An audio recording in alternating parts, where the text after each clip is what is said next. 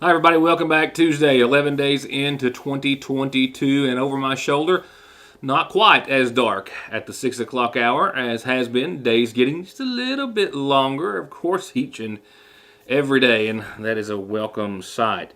Weather-wise, over the course of the next several days, the 46-degree daytime expected high for your Thursday will be the highest of the 7-day. As far as temperatures are concerned, I'll outline a wintry forecast for you in just a few moments. I'm going to preface tonight's program the same nearly identical manner as I did last night. I was happy to announce in the program last night that we've got a new employee here under the Mortimer Media Group, an independent signs umbrella, Mr. Patrick Clark, an Oil Springs native, a recent graduate with an arts degree from Morehead State University. Very well versed and certified even in all of the software and technologies that we use here for the paper and for the layout process of the paper ads and for the print shop. And for the last 2 days, he and I have been in the back training him on the machinery that we have here and the process and the materials and things of that nature. And I'm just now sitting behind the desk to not hit the high spots necessarily, a little more in depth than that. But by tomorrow I expect that he'll be on his own for a large part, and it will be that signs will be much easier for us to make and turn around in a day or two's time, just in time for the election, of course. And any of your sign, banner, graphic needs, please give us a call. Since putting in the sign shop, to be perfectly honest, it's been a wonderful addition, and it's been wonderfully overwhelming as well. And I realized very soon that there was just no way for me to do it all, not enough hours in the day and not enough sanity in my presence. So with that said, we've been trying to find someone who could hit the ground running, and indeed we have, and very glad to have him, and glad to be able to keep up now, and more so with all of the requests that we've had for graphics, whether it be car wraps or banners or the likes. Please give us a shot, keep us in mind for any of your sign or graphics needs, and we will do the very best job possible. I can guarantee you that. So that's also going to be, very fortunately for me, freeing me up to get back to the program and do some more things that I've had to kind of take a little time from to try to see that everything was getting done. Just not everything getting done to 100%.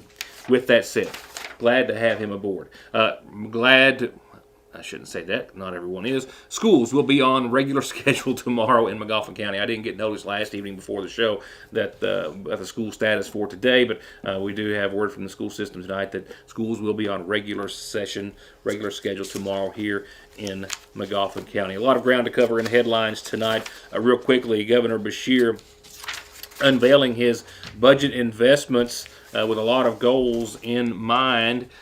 Millions of dollars in the budget, $11.2 billion, of course, and 18,000 new full-time jobs in 2021, as the governor touts, which has been a wonderful year for Kentucky, he says. But as far as his budget is concerned, He has put $250 million aside for one-time funds for a site identification development program and development program. This will help, he says, communities grow small sites into larger sites and prepare sites for future business, not just to be shovel-ready, but build-ready.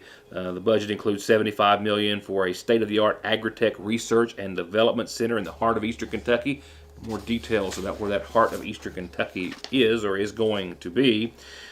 Historic investment of $250 million for the general fund for major transportation infrastructure projects, the Brent Spence Bridge project, the I-69 Ohio River crossing, and the Mountain Parkway project. They include the three biggies in that $250 million, $185 million over 3 years to help the state access another $750 million in federal money for the Highway Trust Fund, $100 million to begin building up our electric vehicle charging station infrastructure.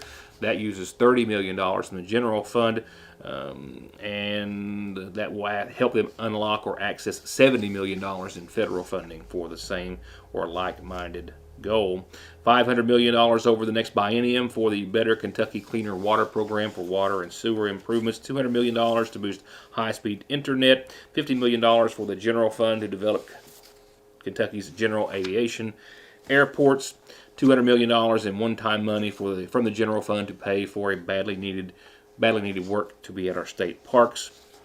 He says all of this is possible from a responsible and real budget with $1.9 billion more in general fund revenues than budgeted for, back-to-back growth rates since 05-06 for the state of Kentucky. General fund receipts growing at 15% over the first half of this current fiscal year, all the while paying down, he says, the Commonwealth's pension liability, and with the state having the lowest debt ratio since the policy was adopted and the largest rainy day fund in state's history. Relatively brief synopsis of his planned budget. I'll be right back.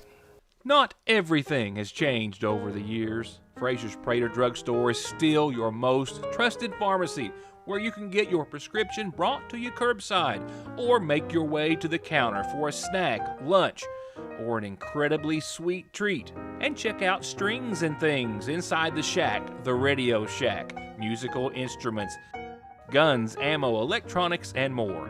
It's as wonderfully unique of a shopping experience as is the selection at Fraser's Prater Drugstore in downtown Salyersville.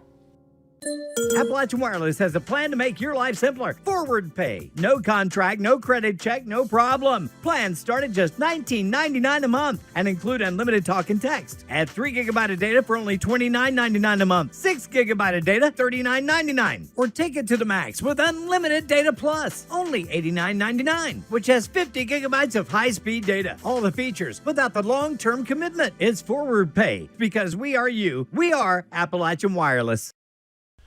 Do you really want to get caught in this again on those tires?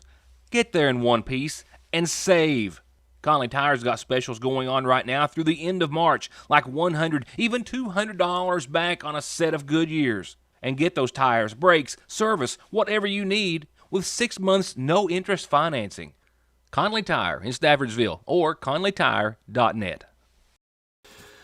All right, let's talk about taxes, as has been a flurry of interest over social media and elsewhere over the past few days after it was starting to be reported that PVA offices across the Commonwealth were going to see an increase, thus Kentuckians, in their vehicle taxes. So my editor, Heather Oney, has been working on this now since yesterday. She has spoken with our PVA, with our state representative, John Blanton, a long list of others. I tonight just wanted to give you a few outlines of that, and we'll talk more about it later. A lot of information out there. I have gone through and looked at a lot of it. A lot of it is inaccurate. A lot of it is accurate.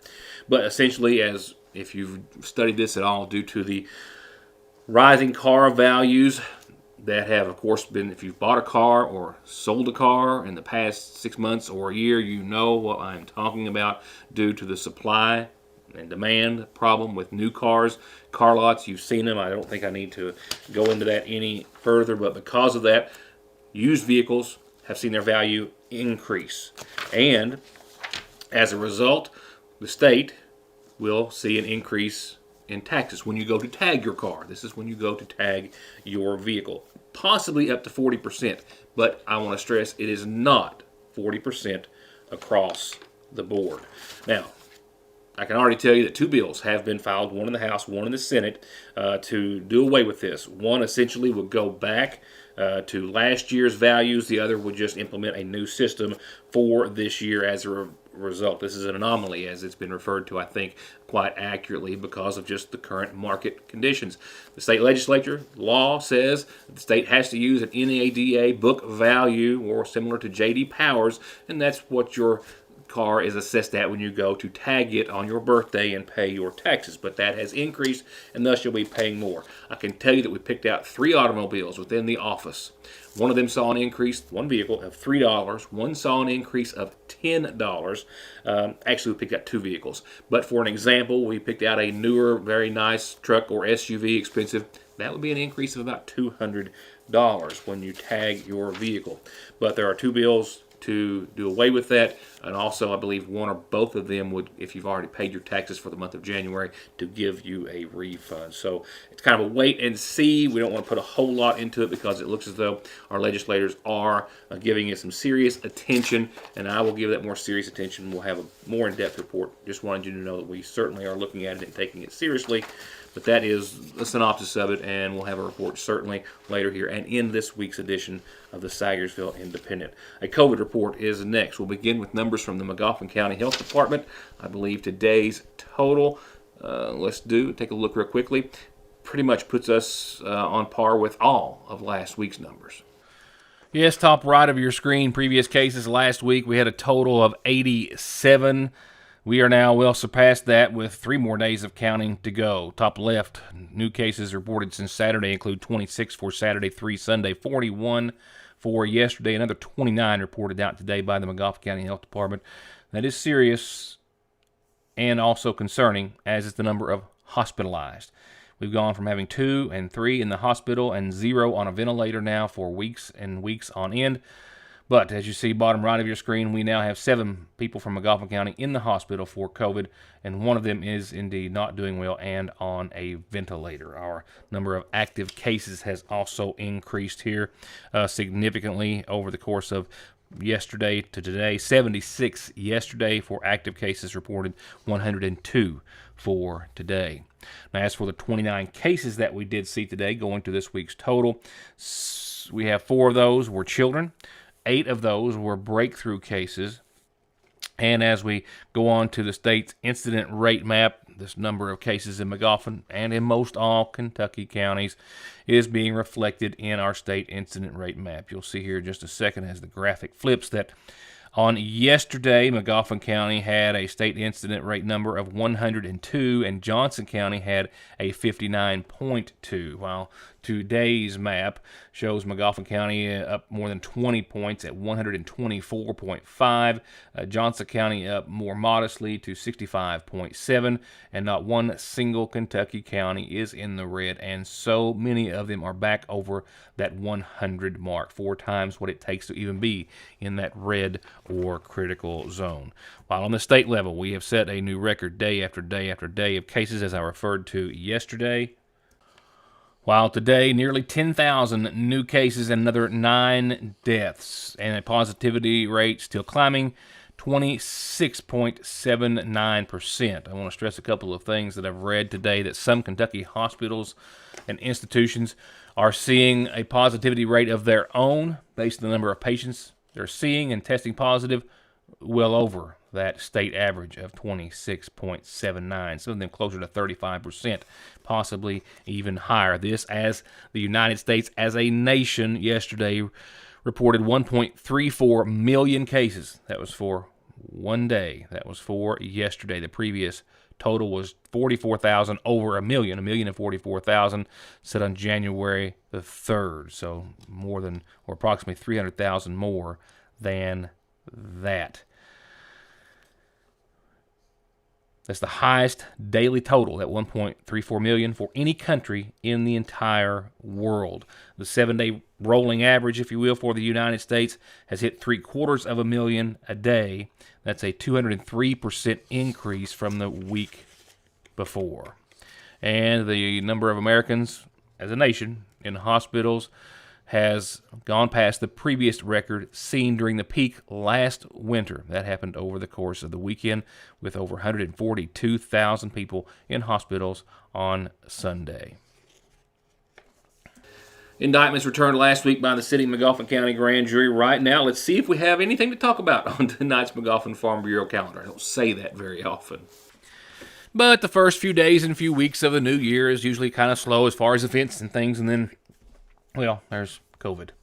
So, just a quick reminder, it's still here each and every weeknight for your birthdays and your anniversaries and your important announcements from your church, group, club, organization, nonprofit, what have you.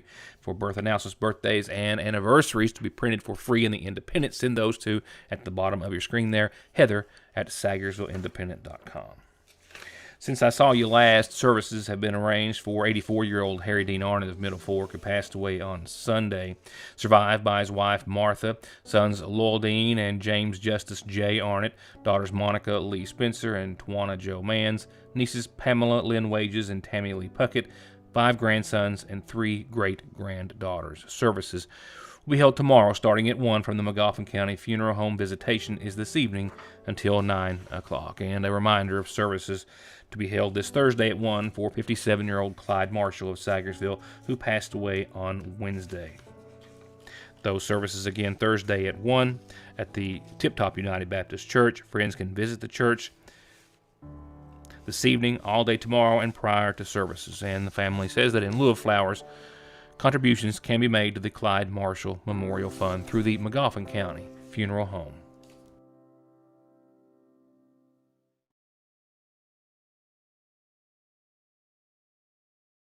SSI and disability cases are harder to win these days. You need all the help you can get. If the government has turned you down, I will not. Many factors are considered when a claim is being processed, like your age, education, physical, and mental disabling conditions. When it comes time to winning your disability case, you should not face a federal judge alone. You need an attorney who is experienced, determined, hardworking, knowledgeable, and dedicated to helping you win benefits that you deserve. If you need help with your SSI or disability case, call me, Donald Wayne McFarland, and let me go to work for you. Parkway Pharmacy, as always, promises the quickest service with the very best care and prices, and to always have someone there to talk to when you have a question. With 3 pharmacists, curbside, drive-through, and call-ahead service. Parkway Pharmacy in Sagersville, 349-4400. Where you can always talk to a pharmacist when you need one. Whether the new year brings you new dreams or you're working towards the same ones, let Salyersville National Bank help you build, bank, or save for them. Salyersville National has been helping dreams come true since 1902. Give them a call at the main location, 349-3131, or the branch, 6121. Just like Christmas, it only happens one time of the year. And it's here, the annual half-off Christmas sale at the seasonal shop. That's right, everything in the store Christmas is half off, and everything clearance is marked down 70%. That's right, it only comes one time of year after Santa has come and gone. The annual half-off Christmas sale for a very limited time at the seasonal shop in downtown Sagersville. Call the pros. All Pro Gutter Works specializes in seamless gutters, vinyl siding, metal roofing, replacement doors and windows, remodeling or adding on to your home with free and fair estimates backed by decades of happy and return customers with guaranteed satisfaction and 18 months 0% financing. All Pro Gutter Works, 349-9999. I was in Lexington over the course of the weekend. Andrew, going back to school, as heartbreaking as that is, just for us. He's having a wonderful time. Made the dean's list, I need to say, at UK. So happy and thrilled and proud. And as well, I can tell you that a number of students here in McGoffin County have made the dean's list at their respective college and university. And I've got Heather looking all those up, and we'll have that to be in the paper very soon, if not this week. But I believe this week, but certainly very soon. Now, in light of that, I was gone for the weekend, and just today learned of a structure fire that happened in McGoffin County. I just got off the phone with Josh Jenkins, North McGoffin Fire Department Chief, who gave me the following information, which is what I have for you at this hour. Jenkins forwarded me these images of a structure fire at the head of Coon Creek. This is the residence of Louis and Peggy Howard, a McGoffin County couple, I believe in their 80s, who live at this residence and have for a number of years.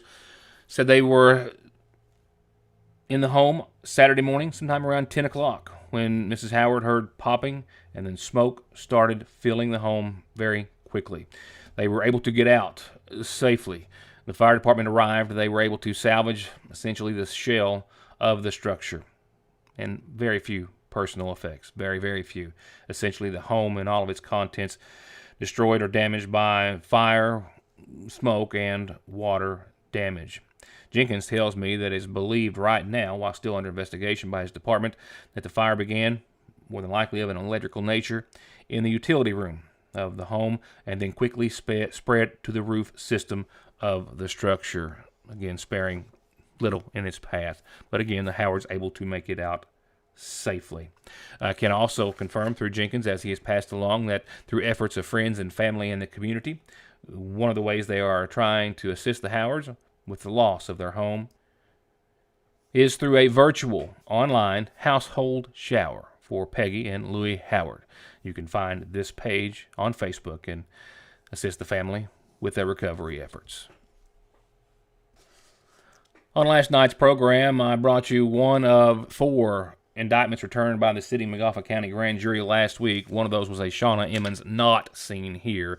That was the, as I told you last night, case where she is charged with attempted murder and wanton endangerment for a stabbing that took place here just on the 4th day of this year, just about a week ago. But the other 3 indictments that were released along with that are as follows, and what you see here. One for Betty Mullins of Oak Valley Road in Sagersville, the 33-year-old woman charged via the indictment by the McGoffin County Sheriff's Department with possession of a controlled substance, first-degree first offense for being in possession of methamphetamine. Another separate indictment naming 37-year-old Dudley Allen of Sagersville.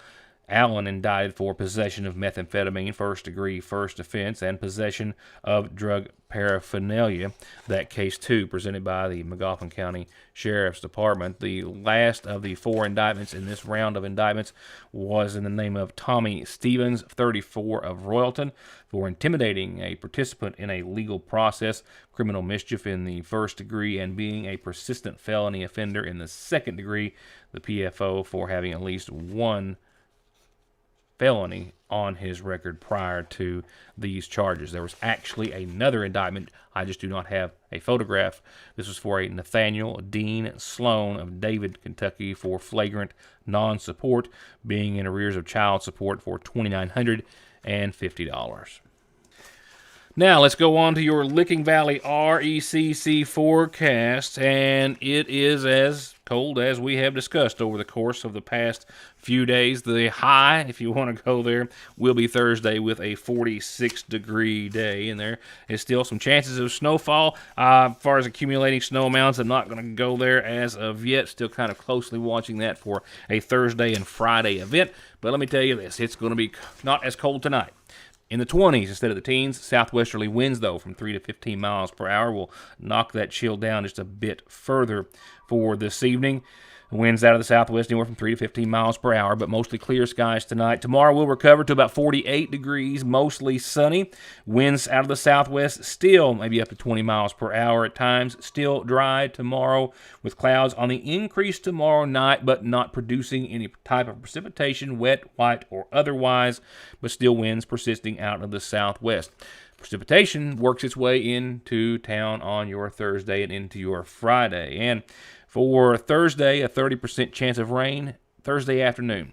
Right now, the window looks to be after 3, 4 o'clock. We'll see mid-40s again at 46, mostly cloudy skies, and then a 30% chance of showers after 3 or so. When we get down to around 29 that night, there should, more than likely, there will be some precipitation still left in the tank, and with that, we'll see a possible chance of some rain and snow, maybe even some freezing rain during the overnight early morning hours on your Friday.